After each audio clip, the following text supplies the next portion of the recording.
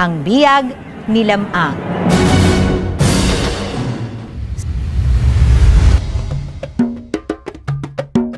Sa lambak ng Nalbuan sa baybayin ng Ilog na Gilian sa La Union, ay may mag-asawang kilala sa pangalang Don Juan at Namongan.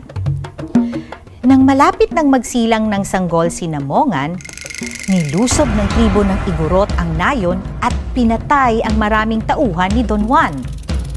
Sa laki ng galit, nilusob naman ni Don Juan ang mga Igorot upang ipaghiganti ang mga tauhan niya. Hindi na nakabalik si Don Juan sa kanyang nayon. Ang naging balita, siya ay pinugutan ng ulo ng mga Igorot. Isinilang ni Namongan ang kanyang anak. Ang sanggol ay nagsalita agad at siya na ang pumili ng pangalang Lamang at siya na rin ang pumili ng kanyang magiging ninong. Nang malaman ni Lamang ang masakit na nangyari sa kanyang ama, sumumpa siyang ipaghihiganti niya ito.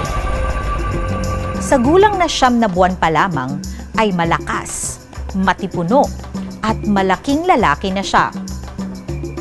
Ayaw man siyang payagan ng kanyang ina upang hanapin ang bangkay ng kanyang ama, ay nagpilit din si Lamang na makaalis. Kasama niya sa pagtungo sa lupain ng mga Igorot, ang isang mahiwagang tandang, ang tangabaran, at mahiwagang aso. Baon rin niya ang kanyang talisman mula sa puno ng saging. Sa tulong ng kanyang talisman ay madali niyang nalakbay ang mga kabundukan at kaparangan. Sa laki ng pagod ni Lamang, siya ay nakatulog. Napangarap niya ang mga Igorot na pumatay sa kanyang ama na nagsisipagsayaw at nililigiran ng pugot na ulo ng kanyang ama. Nagpatuloy si Lamang sa paglalakbay at narating ang puok ng mga Igorot. Nakita niya ang ulo ni Don Juan na nasa sarukang isang haliging kawayan. Hinamon ni Lamang ang mga Igorot.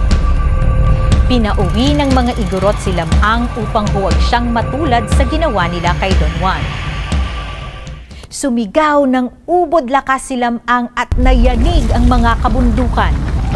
Ang tinig niyang naghahamon ay narinig ng marami kaya't dumating ang maraming Igorot at pinaulanan si Lamang ng kanilang mga sibat. Hindi man lang nasugatan si Lamang.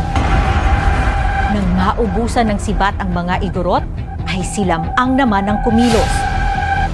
Hinugot niya ang mahaba niyang itak at para lamang siyang tumatabas ng puno ng saging na pinagpapatay niya ang mga nakalaban.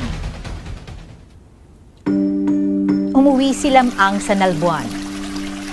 Naligo siya sa Ilog Amburayan sa tulong ng mga dalaga ng tribo.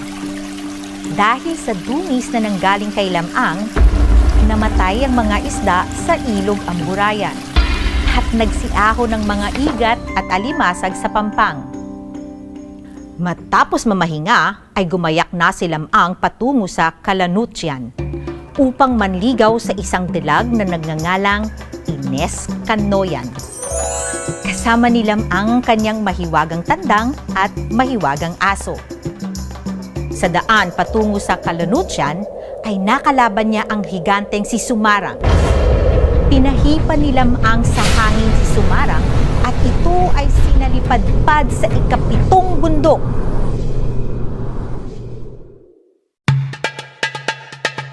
Sa tahanan ni na Ines ay maraming tao. Hindi napansin si Lamang. Tumahol ang mahiwagang aso ni Lamang. Nabuwal ang bahay. Tumilaok ang mahiwagang tandang. Muling tumayo ang bahay. At napansin si Lamang. Ipinagtapat ng tandang at aso ang kanilang layunin. Nais pakasalan ni Lamang si Ines. Hindi naman tumutol ang mga magulang ni Ines kung magbibigay si Lamang ng panhik o bigay kaya na kapantay ng kayamanan ni na Ines.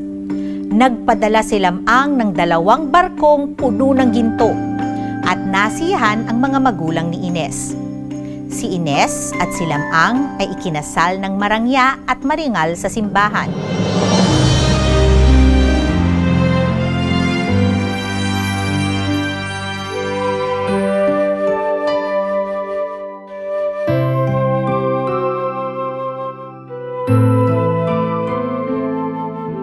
Pagkatapos ng kasalan, bilang pagtupad sa kaugalian ng mga tao sa Kalanutyan, kailangang manghuli si Lamang ng mga isdang rarang. Nakikini-kinita ni Lamang na may mangyayari sa kanya na siya ay makakain ng pating na berkahan. Ipinagbili ni Lamang ang dapat gawin sakaling mangyari ito. Si Lamang ay sumisid na sa dagat. Nakain siya ng berkahan. Sinunod ni Ines ang bili ni Lamang. Ipinasisid niya ang mga buto ni Lamang. Tinipon ito at tinakpan ng saya ni Ines. Inikot-ikutan ng mahiwagang tandang at mahiwagang aso. Tumilaok ang tandang at tumahol ang aso. Walang ano-ano'y kumilo sa mga butong may takip na saya.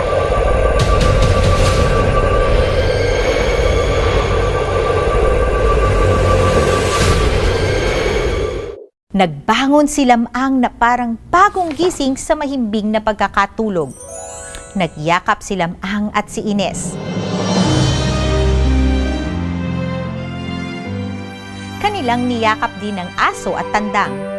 At namuhay silang maligaya sa mahabang panahon.